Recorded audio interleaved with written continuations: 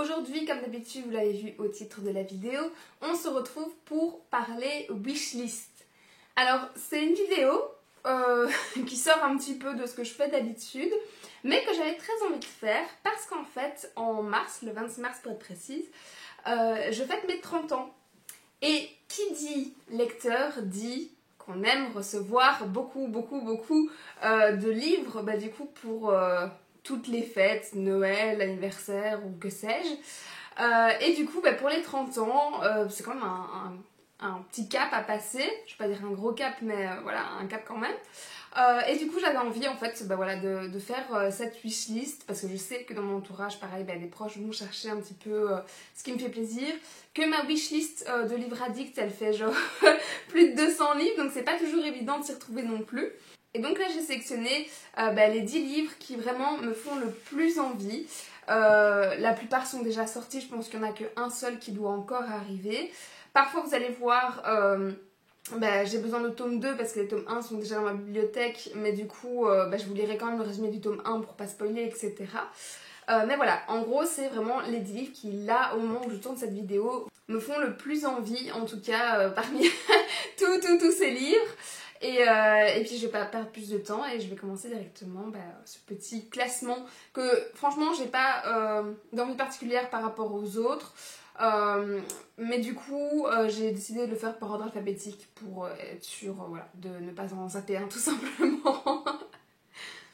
En première position, il s'agit d'un tome 2 parce que le 1 c'est celui-ci, donc Absolu de Margot Dessen, qui est publié donc chez Big Bang, et ils me font, mon dieu, mais tellement envie.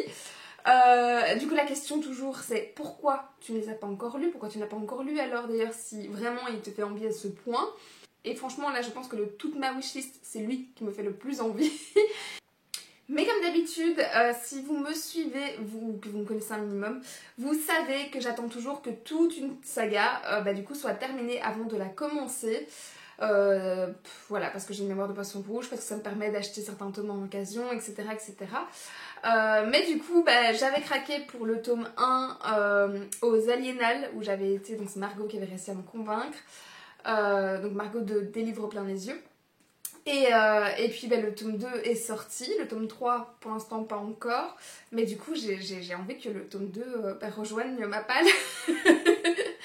donc voilà, clairement le tome 2. Je ne vais pas vous lire donc ce résumé là, mais plutôt celui qui est ici derrière pour ne pas spoiler. Et donc il nous dit: amis depuis l'enfance, Prim et Johanna ont un avenir prometteur au sein de la nation des Rites, construite sur les ruines d'une Pologne ravagée. Leur vie bascule le jour où ils sont choisis pour être envoyés dans la zone où rôde la chose. Les mobilisés n'ont qu'une mission, vaincre la plus dangereuse créature jamais créée par l'homme, ou mourir en essayant. 19 générations ont franchi les portes de la zone, personne n'en est jamais ressorti. Pour Prim et Johanna, c'est un grand honneur, un sentiment que ne partage pas Edouard, persuadé que ses talents de linguiste ne lui seront pas utiles de l'autre côté du mur. Leur arrivée tumultueuse dans la zone lui donne raison. Entre guerre de territoire et phénomènes de plus en plus étranges, la zone est un lieu de non-droit. À l'intérieur de ces murs, le monstre n'est peut-être pas celui qu'on croit. Et il s'agit du coup d'un livre young adulte, de science-fiction. Je ne sais plus si on le considère en dystopie ou pas. Je ne pense pas, j'ai un doute. Mais voilà, ils me font hyper envie, ils sont hyper bien réputés aussi. Pareil, leur moyenne est à plus de 17 sur Livre Addict, etc. Et j'ai vraiment hâte de me plonger dedans. Surtout depuis pareil que j'ai rencontré l'auteur, que j'ai une petite carte d'un des personnages aussi que j'avais eu du coup aux Aliénales. Depuis que Margot du coup m'en vante tous les mérites, depuis qu'elle les a lus. Et voilà, je pense qu'ils ne peuvent que me plaire, donc vraiment c'est la trilogie que j'attends qu'elle soit terminée pour pouvoir me plonger dedans. Donc clairement, je serais trop heureuse d'avoir du coup le tome 2. Ensuite, en deuxième position, du coup, j'ai mis ce livre-ci, donc le tome 1 de la saga d'Oren. qui est publié du coup chez Hugo et qui est considéré comme une romantaisie. Mais je pense aussi comme de la dark fantasy quelque part, des échos que j'ai eus. Et après avoir lu La Guilde des Ombres, j'avoue que j'ai un petit peu envie de continuer ce petit truc de dark fantasy, voilà, de pas tout rose en tout cas à ce niveau-là. Et je sais qu'il a fait grand débat, en tout cas pour ce tome 1. Parce que les gens n'attendaient pas quelque chose normalement d'aussi sombre, en tout cas des échos que j'ai eus. Et voilà, ils attendaient juste la romantaisie plus mignonne. Et voilà, moi je le vois plus dans cette optique-là, en étant un peu prévenue du coup avant de commencer ma lecture. Et pareil que, comme d'habitude, hein, j'attends que tous les tomes sortent, mais de ce que je sais, il y en aura 6. Donc j'attends que tout se termine. Mais, à nouveau, je serais contente de les avoir dans ma bibliothèque. Et je vais vous lire le résumé du tome 1. Qui nous dit: l'or, plancher d'or, mur d'or, meubles d'or, vêtements d'or. À Icebell, dans le château construit au cœur des montagnes gelées, tout est fait d'or, même moi. À 15 ans, Oren a échappé à un sombre destin en étant recueillie par le roi Midas qui transforme tout ce qu'il touche en or. Depuis 10 ans, elle se sent choyée et protégée des dangers à l'intérieur de sa cage dorée. Et surtout, elle voue au roi Midas un amour sans limite jusqu'à ce que la guerre menace le royaume de Icebell. Pour s'assurer la victoire, Midas décide de passer un accord aux dépens d'Oren. Soudain, les certitudes d'Oren volent en éclats, sa confiance est brisée, son amour remis en question. Et si tout ce qu'elle pensait savoir sur Midas se révélait faux? Ouais, je pense que le résumé annonçait quand même que ça allait pas être tout rose. Donc je suis assez perturbée que des gens aient pu être perturbés par ce côté-là. On dit quand même, voilà, on parle de cage dorée, du fait que c'est en or, mais je veux dire pas que. Que le résumé, pareil, il y a des complots, des faux semblants, etc. Donc je pense que la couleur avait été donnée à un minimum. Et voilà, des retours que j'ai, autant le tome 1 a fait grand débat, autant pour ceux qui ont suivi en tout cas la saga s'en sont délectés jusqu'à présent. Donc j'espère pouvoir faire un jour de même parce que je suis très curieuse. C'est ça, je suis plus curieuse que vraiment emballée, mais voilà, je pense qu'un jour il y a bien moyen que je lise toute la saga, donc voilà, si on peut me l'offrir, c'est cool aussi. En troisième position, on a du coup le Chant des voiles de Tiffs et c'est publié. C'était chez qui? Ah, c'est Auto-édité. C'est un livre qui du coup a été auto-édité, c'est pour ça que j'avais oublié. Et je pense que c'était aussi avec une campagne Ulule ou quelque chose dans ce style-là.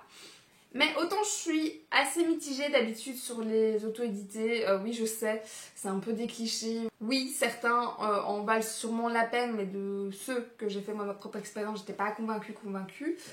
Mais voilà, pour le coup, le résumé m'a vraiment botté et je l'attends vraiment avec impatience parce qu'au moment où je tourne cette vidéo, il n'est pas encore sorti et je pense qu'il sort du coup en février, je ne sais plus quand exactement, mais ce mois-ci. Et le résumé donc en question nous dit: l'océan, Lucas en a toujours rêvé. Vivre libre et loin de la misère dans laquelle elle a grandi l'obsède. Peu importe qu'elle soit une femme, sa détermination est sans limite et elle compte bien prendre la mer. Quand le capitaine de Landavour l'intègre à son équipage en dépit des convenances, Lucas semble toucher son rêve du doigt. Mais passé l'euphorie du départ, la vie à bord se révèle impitoyable. Sous les ordres de l'intransigeant et mystérieux maître coq, Axel, Lucas cherche à trouver sa place malgré le sexisme et la superstition légendaire des marins, alors que les véritables raisons de sa présence sur le navire lui échappent encore. Bien déterminée à percer le secret de leur expédition, la jeune mousse découvre rapidement que Landavour n'est rien de ce qu'il laisse paraître.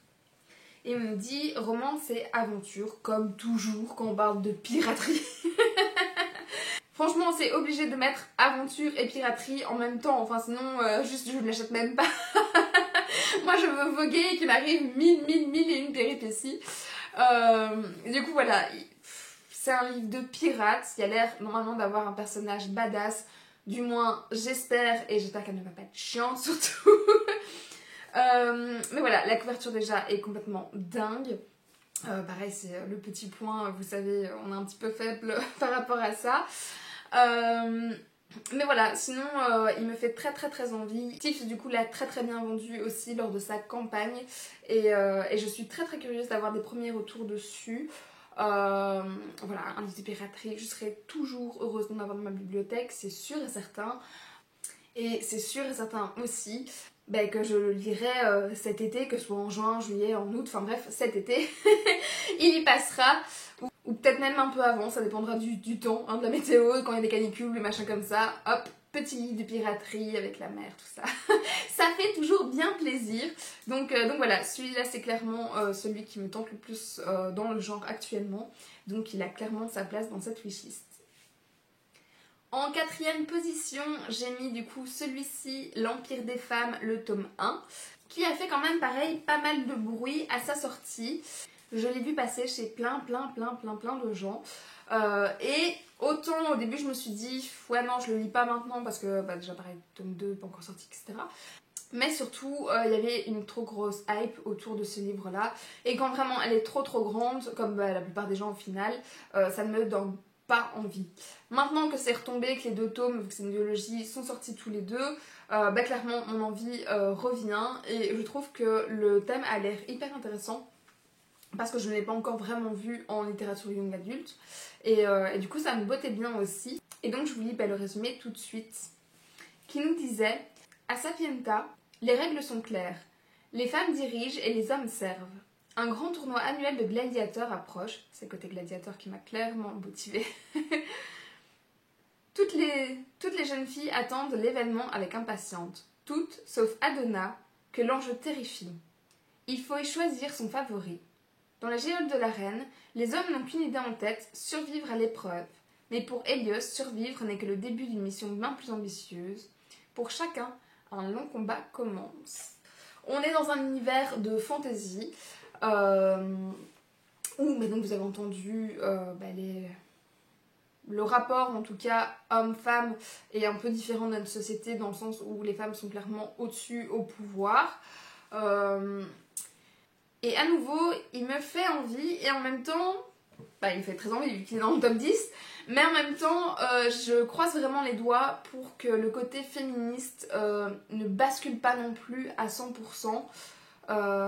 C'est un problème que j'ai souvent dans les littératures comme ça, où en fait ça sert à rien d'inverser totalement pour dénigrer à mort les hommes, alors qu'à la base on veut juste l'égalité. Donc, à voir comment c'est abordé quand même. Je croise les doigts pour que ce soit bien fait. Et clairement, sinon, je vous l'ai dit, c'est le côté gladiateur qui vraiment m'emballe de fou.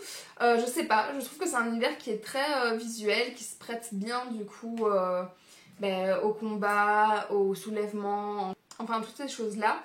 Et du coup pareil, je l'imagine directement dans un univers très chaud, etc. Donc il y a bien moyen que je lui laisse une petite place aussi en été. Et puis voilà, puis le côté arène, façon de base, Hunger Games doit y être clairement, mais très clairement pour quelque chose. Voilà, arène, épreuve, enfin tous ces trucs-là me bottent déjà de base, donc normalement il devrait me plaire et c'est pour ça qu'il se retrouve aussi dans cette wishlist. En 5e position, c'est celui-ci. Et vous le voyez, donc c'est un autre style d'empire. Ici, c'est l'Empire du Vampire, le tome 1 de J. Christophe. Pareil, j'ai clairement encore le temps avant de les lire, de les acheter, tout ce que vous voulez. Parce que je dois seulement lire, mais vous ne le voyez pas, ils sont juste par là.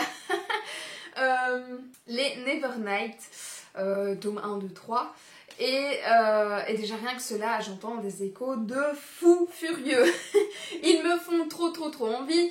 Toutes les personnes à qui j'ai parlé de la Guilde des Hommes m'ont dit: hey, mais t'as lu du coup Nevernight, t'en penses quoi par rapport à l'un à l'autre, etc. Dans un style un peu dark, un peu trash, etc. Je vous dirai ça cet automne quand je les aurai lus. donc voilà, on a encore le temps clairement. Ici, il y a le tome 2 qui vient de sortir du coup pour l'Empire des Vampires. Mais pareil, je vous lis du coup le résumé du tome 1 puisque de toute façon je n'ai pas non plus. Et il nous dit: 27 longues années se sont écoulées depuis la mort du jour. Pendant près de 3 décennies, les vampires ont fait la guerre à l'humanité, construisant peu à peu leur empire éternel. Maintenant, seules quelques étincelles de lumière subsistent dans une mer de ténèbres. Gabriel de Léon est un saint d'argent, un membre d'une confrérie œuvrant à la défense du royaume et de l'église contre les créatures de la nuit. Mais même l'ordre d'argent n'a pas pu endiguer la marée une fois que la lumière du jour a manqué. Et Gabriel est seul maintenant. Emprisonné par des monstres qu'il a juré de détruire, le dernier saint d'argent est obligé de raconter son histoire. Un récit de batailles légendaires et d'amour interdit, de foi perdue et d'amitié gagnée, du roi éternel et de la quête du dernier espoir de l'humanité, le Saint Graal. C'est de la fantaisie et Seigneur, lui aussi il me fait mais hyper envie. Franchement, si je ne l'aime pas, si je n'accroche pas, je pense que je ne comprends pas. Enfin, je me comprends peut-être à ce moment-là, mais en tout cas, ça m'étonnerait beaucoup, beaucoup. Parce que ça a l'air hyper art. Des échos que j'ai aussi de J. Christophe, pareil, il ne va pas par le dos de la cuillère. Donc j'attends un récit très, très marquant, très, très cru aussi, très trash. Voilà. Et puis j'ai bien envie de découvrir aussi ce côté vampire, parce que pareil, autant du temps de toilette que je n'ai pas lu, etc. J'ai toujours regardé les vampires en mode genre... Autant depuis, vous ne les voyez pas non plus, mais ils sont là au-dessus, que j'ai lu Vampiria, c'est à nouveau, voilà, le gros cœur sur les vampires, j'ai envie d'en lire plus, etc. Donc j'ai vraiment hâte qu'ils soient tous sortis, que je les ai tous dans ma bibliothèque et que je les lise tous. Je pense qu'ils vont être clairement d'excellentes lectures. Pareil, le tome 1 a plus de 18 de moyenne, souvent c'est un bon indicateur quand même quand c'est aussi élevé. Donc voilà, j'ai vraiment hâte de me faire mon propre avis, de me plonger dans cet univers-là, hyper sombre, pareil c'est un truc que je vais bien lire, les vampires, du sombre, du gore, ce que vous voulez, pendant l'automne, donc je vous dis on a vraiment le temps. Mais franchement pareil, si je dois classer, je pense que celui-là c'est le deuxième dans celui qui me fait le plus envie, donc je serais très très très heureuse de l'avoir aussi. En 6ème position, j'ai mis donc If We Were Villains, avec le super accent comme d'habitude. et celui-là, franchement, limite je m'étonne moi-même de l'avoir mis dans ce classement. Mais pour le coup, il m'intrigue énormément en fait. J'ai décidé d'essayer de m'ouvrir à la Dark Academia, que j'aime beaucoup dans les films et séries, mais dont j'ai plus de mal, en tout cas visiblement dans les livres. Mais voilà, j'ai envie de persévérer, de sortir de ma zone de confort, de trouver peut-être celui qui me correspondra, etc. Même s'il y a eu d'autres échecs avant.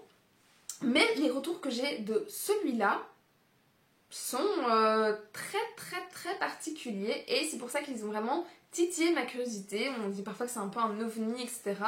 Et le dernier ovni que j'ai lu en question, je pense que c'était La vie invisible d'Adi Larue. Donc ça va être un coup de cœur. Ici je m'attends pas à un coup de cœur non plus, mais dans le sens où quand on sait pas trop le définir, le côté innovant souvent déclenche quand même un truc quoi. Et puis avant de continuer sur la suite, je vais vous lire quand même le résumé qui nous dit: Oliver Marks termine de purger sa peine de 10 ans de prison pour un meurtre qu'il n'a peut-être pas commis. Le jour de sa libération, il est accueilli par l'inspecteur Colporn, l'homme qui l'a mis en prison. Ce dernier prend sa retraite, mais avant cela, il veut savoir ce qui s'est réellement passé il y a 10 ans. Au sein d'un groupe de 7 jeunes acteurs étudiant l'œuvre de Shakespeare dans une académie artistique d'excellence, Oliver et ses amis jouent le même rôle sur scène que dans la vie. Le héros, le méchant, le tyran, la tentatrice, l'ingénu. Mais lorsque la distribution change et que tous les seconds rôles remplacent les stars, tout tourne au drame et l'un d'entre eux est retrouvé mort. Les survivants sont alors confrontés à leur plus grand défi d'acteurs, convaincre la police et surtout eux-mêmes de leur innocence. Il est classé en contemporain. Il est aussi bien noté, il a 17 de moyenne, je le vois ici sur Livre Addict. Et vraiment, j'ai eu des avis de gens qui soit se sont dit « Ok, là on tient vraiment quelque chose », soit vraiment des avis de « Je ne sais pas si j'ai aimé ou pas, c'était particulier, c'était intéressant ». Et je ne sais pas dans lequel des deux je me situerai une fois que je l'aurai lu. Mais j'ai envie voilà, de me faire mon propre avis sur ce livre, comme c'était le cas aussi pour Babel par exemple, dans le même style. Et j'ai eu par contre beaucoup de retours assez unanimes sur le fait que tout le côté, j'allais dire comédien, mais théâtrale autour de Shakespeare qui avait énormément de références, pareil par rapport à l'œuvre de Shakespeare, rendait le livre du coup très intéressant dans tous les cas, qui avait des bons clins d'œil et même si je ne connais pas ou que très peu l'œuvre de Shakespeare, je serais du coup curieuse aussi de me plonger davantage sur cet aspect du livre. Et c'est pour ça qu'il se retrouve du coup dans ce top 10 parce que je suis intriguée, c'est vraiment ça le mot. Donc voilà, je verrai quand est-ce que je le lirai ou quoi. Après il y a une histoire de meurtre. Franchement j'imagine un petit peu dans l'ambiance comme la série Murder. Enfin How to Get Away with Murder, je crois que c'était ça le nom complet. Voilà, où tout le monde doit essayer un peu de convaincre du coup la police, ils mènent l'enquête, le meurtre, etc. Mais en même temps ils doivent faire gaffe, il y a beaucoup de faux semblants, beaucoup de jeux, de minutie, etc. C'est un peu l'idée que je m'en fais en tout cas pour l'instant. Sauf que du coup, au lieu que ce soit du côté du droit, ce serait plus au niveau littérature. Mais voilà, je pense que c'est une bonne piste en tout cas à creuser. Et du coup, hâte de me faire mon propre avis sur ce livre. Que je n'attendais pas, clairement. Mais maintenant qu'il est là, je me dis, pourquoi pas. En 7ème position, je vous montre à nouveau le tome 1 parce que du coup j'aurais besoin du tome 2. Il s'agit donc de la suite de celui-ci, donc c'est Le parfum de l'impératrice et c'est publié chez Gulfstream. Il est tout brillant, il est tout beau. Voilà, vous savez mon amour pour le brillant normalement. Je suis faible face au brillant. Et la particularité, je vous montre tant que je suis en vidéo, c'est que j'ai reçu déjà ce tome-ci, donc c'était de ma sœur. Et en fait, attention, attention. Voilà, on a hésité à le remballer et puis en fait on s'est dit que c'était atypique et dans tous les cas je pourrais le lire. Donc si c'était que moi à la limite, mais bon là c'était un cadeau de ma sœur donc il va rester comme ça. Mais donc je voudrais bien le tome 2 dans le bon sens, ce serait cool. Mais bon, sinon, on va quand même s'attarder sur le contenu. Et donc, le résumé du tome 1 nous disait « La Manusmar, montée des eaux dévastatrices nées de l'affrontement des Kraken contre les Léviathans, n'a laissé aux survivants que quelques îles où s'installer. Le plus vaste de ces territoires est le luxuriant archipel, où le gouvernement impérial a instauré au fil des siècles des lois strictes. Un jour, un concours de parfums visant à soulager l'esprit tourmenté de l'impératrice est organisé. Nimue, l'apprenti passionné de la compagnie du thé, Lugen, le parfumeur taciturne, et Tidorel, l'exubérant affichiste, sont prêts à tout pour trouver leur fleur légendaire qui leur permettra de l'emporter, même si cela implique de passer les frontières interdites par-delà les océans. Alors, il y a plusieurs choses qui me bottaient en fait déjà dans cette histoire. Déjà, à nouveau le côté océan, plus ou moins piraterie, par-delà les mers, etc., etc. Mais aussi le côté un peu le parfum, parce que pareil, vous ne le voyez pas mais il est là-bas en dessous. J'avais adoré le parfum de Sunskin, je ne sais jamais comment on le prononce, mais bref, le parfum, le film, les livres, tout ça. Et du coup, de pouvoir me replonger dans ce genre d'approche, ça me tentait pas mal aussi. Et donc voilà, ici c'est une duologie et il me manque du coup encore le tome 2 pour le compléter, mais pareil qu'on l'offre ou pas pour mes 30 ans ou quoi, peu importe, d'ici cet été je l'aurai parce que j'ai le tome 1, c'est terminé, je le lirai cette saison et du coup dans tous les cas, si je n'ai pas reçu, je l'achèterai et je le lirai, donc je vous tiendrai au courant de cette lecture dans tous les cas. En 8ème position, il s'agit à nouveau d'un tome 2 et à nouveau d'un livre que Margot, donc des livres plein les yeux sur Booksta, m'a très bien vendu. Si vous avez suivi pareil mon vlog, du coup Valinal, c'est aussi là que je l'ai craqué. Et il s'agit donc de La Princesse sans visage, sauf que vous le voyez bien, j'ai le tome 1, c'est une duologie à nouveau et il me manque le tome 2, donc celui-ci. Et j'ai été au début, il faut dire ce qui est, assez réticente avant de me dire ok, est-ce que je les craque, est-ce que je les lis, tout ça. Et puis j'ai parlé à Ariel Holmes et clairement il m'a convaincue. Il m'a vraiment convaincue. Et donc je me suis dit c'est quoi, je vais même les lire hop là dans l'année. Donc pareil, même combat, je vous lis le résumé de ce tome-ci qui nous dit « Dans les royaumes immobiles, l'existence est contrôlée par 4 monarques. Sans eux, la réalité serait réduite à un flot d'énergie magique et chaotique. Or, le trône d'Houghton, vacant depuis trop longtemps, menace cet équilibre. Il faut lancer un nouveau sacre. 7 jeunes femmes peuvent y prétendre. La compétition sera sans pitié. Ivy est candidate malgré elle. À 18 ans, elle a passé toute sa vie cachée derrière les murs de son manoir et les parois de son masque. Elle est belle à mourir. Quiconque voit son visage est pris d'une folie meurtrière ou suicidaire. Propulsée dans le monde des Sith, la noblesse des Fae, au cœur des manigances qui les dépassent, elle va devoir puiser dans ses ressources pour survivre, un chemin qui l'amènera bien plus loin qu'elle ne l'aurait imaginé. Et pareil, je sais du coup qu'il y a normalement des épreuves aussi, etc. Que c'est un univers qui est très sombre, pas nouveau souvent quand c'est lié aux Fae. Voilà, et on va pas se mentir, c'est rarement joyeux aussi, c'est pas les créatures les plus adorables du monde. et voilà, je pense que c'est plus l'univers du coup qui me plaît beaucoup. L'idée d'être belle à mourir, pareil, je trouve ça assez chouette. C'est pas quelque chose qu'on trouve trop souvent, c'est pas non plus l'invention du siècle, mais qu'on trouve trop souvent en tout cas dans ma bibliothèque, dans les lectures que j'ai fait jusqu'ici. Et donc voilà, je vous dis, Ariel Holmes me l'a trop bien vendu. Donc maintenant, j'ai le 1, je voudrais le 2. Et pareil, pouvoir les lire du coup tous les deux dans l'année, vu que c'est une duologie qui est terminée. Vous connaissez la chanson maintenant. En 9e position, cette fois j'ai choisi une BD, donc c'est celle-ci, c'est Résidence Autonomie, qui appartient à Dargo. Et si vous avez vu mon top de l'année 2023, vous savez qu'il y avait du coup des BD sur le thème des personnes âgées. Normalement l'année d'avant je pense pareil, il y avait la même chose. Enfin bref, j'en suis revenue à la conclusion que ok Lise, en fait je crois que les BD avec les personnes âgées, genre c'est ton truc tu vois. J'en me tiens vraiment bien. Alors autant les autres elles étaient vraiment beaucoup dans l'émotion, dans les maladies mentales, les démences, enfin toutes ces choses là. Autant ici, normalement on est marqué bande dessinée humoristique.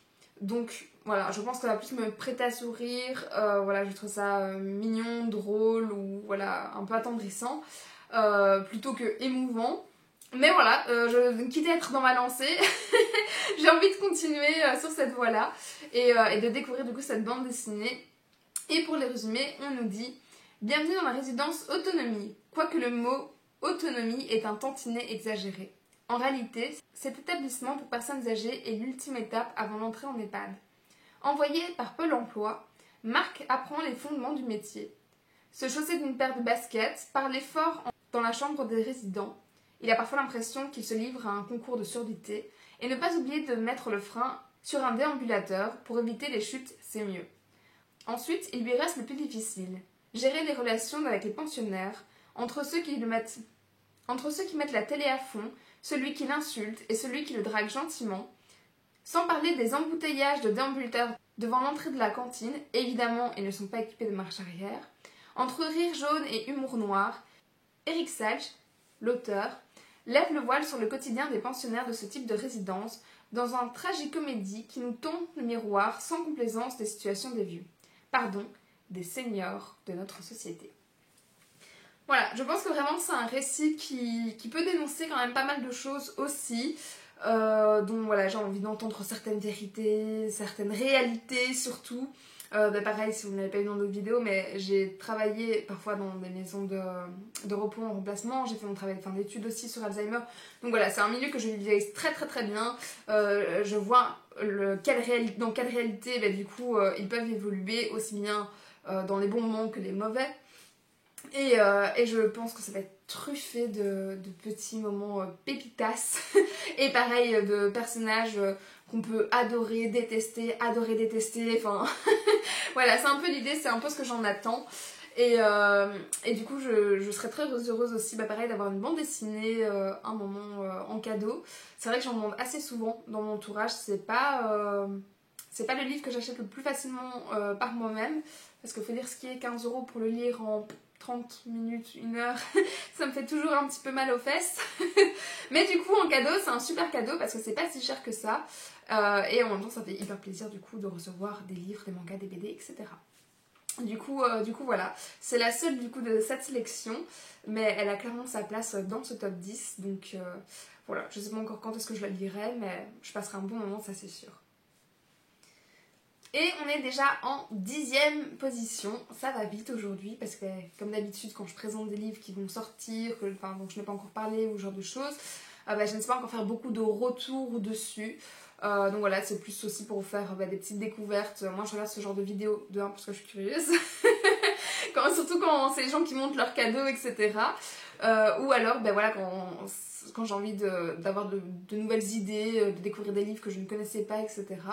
Je regarde ces petites vidéos qui vont un petit peu vite d'habitude. Et bref, tout ça pour dire qu'on est déjà au dernier livre. Et il s'agit donc de celui-ci. C'est Souveraine. Ici j'ai mis donc le tome 1. De mémoire c'est une trilogie, pareil si je dis pas de bêtises. Mais que je ne vérifie pas toujours mes sources, hein, on le sait. Et en tout cas, ce tome-là était sorti, je sais, il y a 2 ans maintenant. Et il me fait envie depuis 2 ans. Et je pense que du coup, le dernier tome, je crois que c'est 2022-2023, donc le dernier c'est cette année, si je dis pas de bêtises. Espérons. Et bref, dès que j'avais vu le résumé que je vais vous lire juste après, j'ai eu envie de les acheter, de les découvrir, etc. Je sais que c'est chez Casterman, de mémoire aussi. Et autant on avait vraiment entendu parler du 1 à fond de balle, autant le 2, franchement j'ai vu moins de retours dessus, donc j'étais un peu étonnée. Mais après il reste toujours bien coté, mais je sais pas, j'ai l'impression que la hype elle a un peu descendu comme ça, c'est un peu dommage. Mais voilà, moi en tout cas ils me font toujours autant envie. Et puis je vais vous lire le résumé évidemment. Qui nous disait: depuis leur naissance, l'impératrice Margaro façonne ses filles. Éduquées dans l'art du mensonge, de la séduction et de la manipulation, Sophronia, Daphné et Béatrix sont des armes qui n'ont qu'un seul objectif, pousser le royaume de Témarin, Frive et Célaria à la guerre pour que leur mère puisse devenir souveraine du continent. Envoyées en territoire hostile pour épouser les héritiers des monarches voisines, les 3 sœurs vont prendre des chemins différents pour tenter de survivre et tracer leur propre destinée. C'est toujours du young adulte, c'est toujours de la fantaisie et c'est toujours des complots. Mais dans les univers de royauté, franchement, on aime bien. Mais en même temps, voilà, je sais pas si c'est vraiment proche du réel ou vraiment de l'imaginaire collectif ou quoi. Mais dans ma tête, pareil, ça colle toujours hyper bien. Royauté, complot, manigance, etc. On veut faire tomber, retourner un peu le gouvernement, la société et tout. C'est un peu mon truc, vous avez compris. Et du coup voilà, donc celui-là, j'ai eu de très très bons retours dessus. Au niveau de l'ambiance, pareil, je me rappelle plus maintenant, vu que ça fait quand même 2 ans, les retours que j'avais eu sur ce tome 1. Mais voilà, de mémoire, c'est un truc aussi assez sombre normalement, même s'il y a sûrement un peu de romance, j'imagine, dans le tas. Sur les 3 sœurs, j'imagine en tout cas. Et voilà, que dire à part qu'il me botte, que je le trouve très joli aussi d'ailleurs. Mais voilà, que ma curiosité est toujours là après ce temps. Et donc j'attends le dernier tome pour pouvoir le découvrir comme d'habitude. et du coup voilà, mais là j'en ai actuellement aucun dans ma bibliothèque. Donc il me faut forcément aussi ce tome 1. Donc peut-être que je le recevrai, peut-être pas. On verra ça par la suite d'ici 1 mois. J'ai trop hâte. Et voilà, c'est déjà tout pour cette sélection qui aura été normalement assez rapide. Comme je vous disais, vous savez que quand c'est ce genre de vidéo, je ne peux pas les vendre outre mesure. Mais voilà, c'est une vidéo qui change un peu d'habitude. J'avoue que je pouvais préparer aussi à l'avance parce que comme au moment où je tourne cette vidéo, je vais partir en vacances, donc j'aurai moins de temps pour tourner, etc. Donc ça m'arrangeait aussi. Mais voilà, j'espère en tout cas que cette vidéo vous a plu. N'hésitez pas forcément comme d'habitude à me dire dans les commentaires si vous avez lu l'un ou l'autre d'entre elles, enfin d'entre eux. Si certains, ça a été des coups de cœur, je repense à Margot du coup et à Absolu, ou si vous avez un retour quelconque à faire sur l'un de ces bouquins, ou à l'inverse, si vous voulez me dire vous quel est le livre qui vous fait vraiment trop envie dans votre wishlist en ce moment. Vous pouvez en discuter en dessous aussi. J'échangerai avec vous pour voir est-ce que je connais, est-ce que je l'ajoute à ma propre wishlist à nouveau, ou toutes ces choses là. Et le petit emoji du jour, du coup comme c'est une wishlist, ce sera des petits cadeaux. Voilà. Ça paraît plus ou moins logique, on est cohérent. Des petits cadeaux parce que qui dit 30 ans dit cadeau en approche, et pour les lecteurs, des bouquins. On n'a jamais assez de bouquins. Vous n'imaginez pas le nombre de gens qui me disent tout le temps: ah mais t'as encore demandé des cadeaux, Ah, mais ou même, genre pour ma meilleure amie, les gens ils viennent toujours vers moi pour sa wishlist, pour avoir des idées. Et je les renvoie toujours vers, pareil, sa wishlist de livres. Et à chaque fois, ils sont là, ah oui, mais non, je lui ai déjà offert des cadeaux les 3 dernières fois et tout, il n'y a pas autre chose. Mais non, en fait, les gars, il n'y a rien qui va nous faire plus envie que des cadeaux, que des livres, en fait. Enfin, vous le savez si vous êtes lecteur, il y a quelques exceptions, mais on n'a jamais assez trop de bouquins, qu'on se le dise. Donc voilà, c'était la vidéo du coup wishlist pour l'occasion avec les 10 livres qui là tout de suite me faisaient le plus envie. Et je vous retrouve forcément pour une prochaine vidéo. D'ici là, portez-vous bien et je vous fais plein de bisous.